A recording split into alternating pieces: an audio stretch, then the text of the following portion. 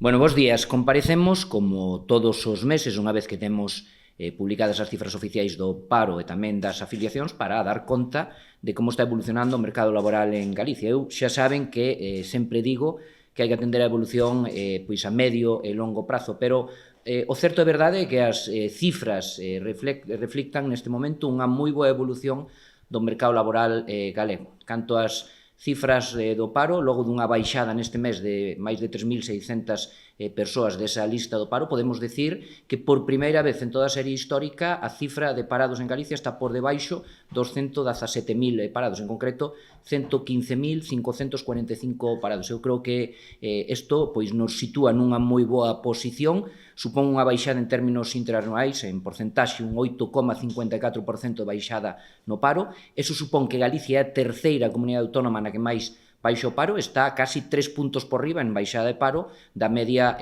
nacional. Baixo o paro nas cidades, nas 7 cidades, baixo o paro en todos os sectores económicos, e se atendemos os colectivos prioritarios tamén temos moi boas cifras. Temos a cifra de mulleres desempregadas máis baixa de toda a serie histórica e o mellor mes de abril en canto a baixa de paro nos menores de 30 anos e nos parados de longa duración.